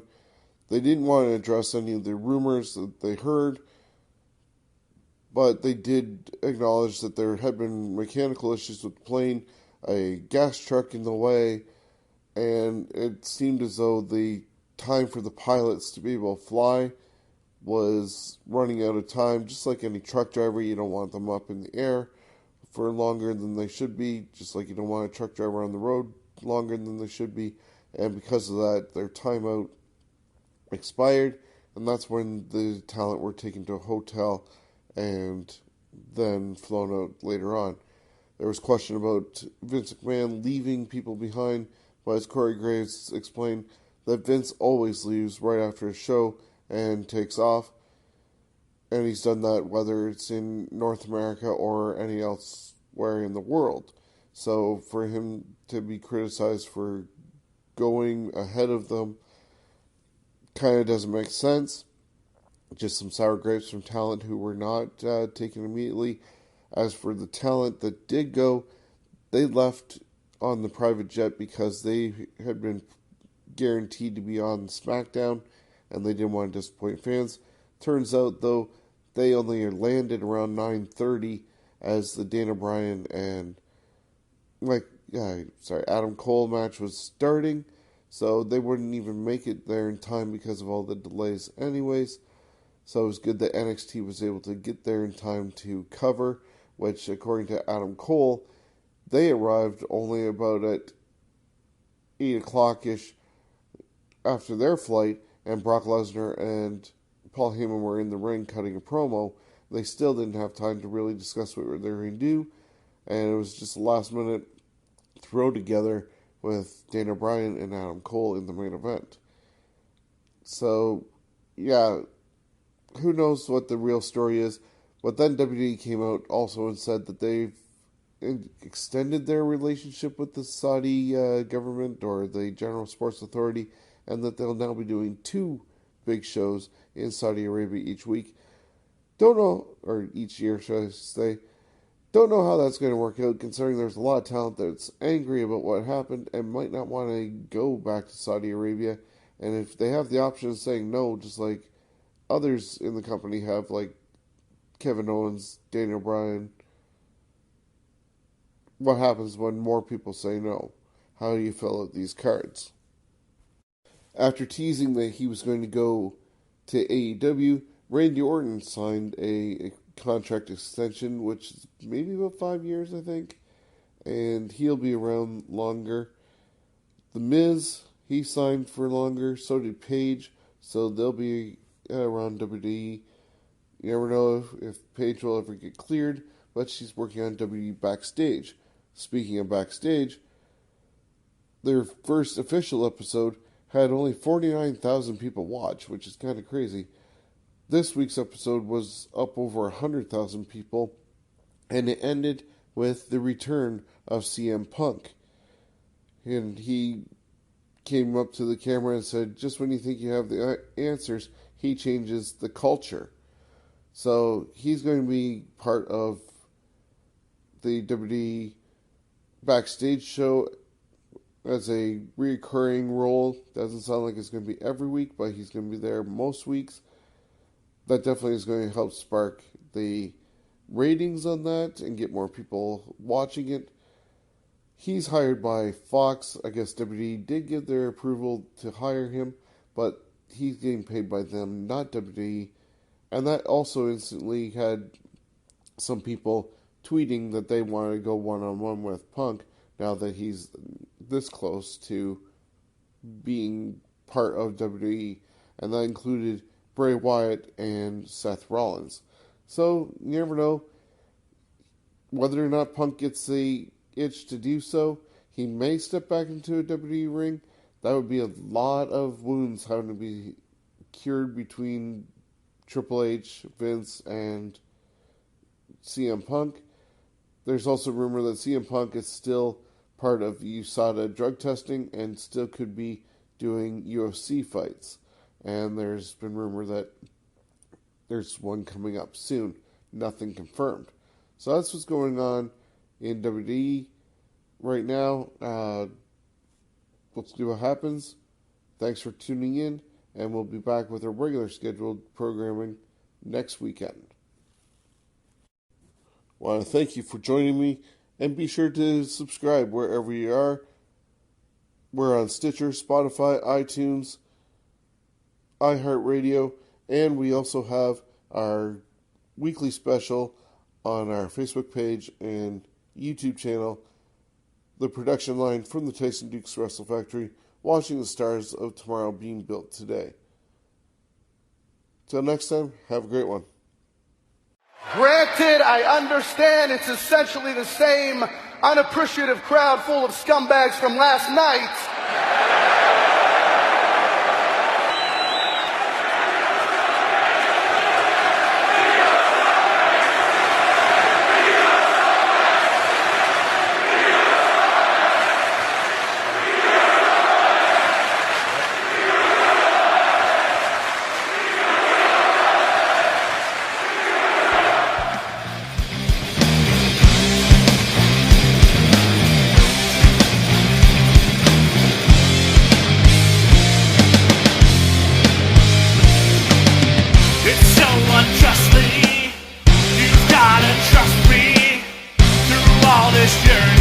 Can't help but condescend.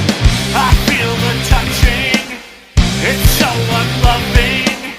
I think it's carving her name into my head. Name into my head. It's taking over me, and I can hardly breathe.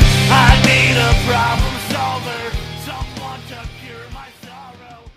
The podcast you just heard was made using Anchor. Ever thought about making your own podcast? Anchor makes it really easy for anyone to get started. It's a one-stop shop for recording, hosting, and distributing podcasts. Best of all, it's 100% free. Sign up now at anchor.fm/new. That's anchor.fm/new to get started.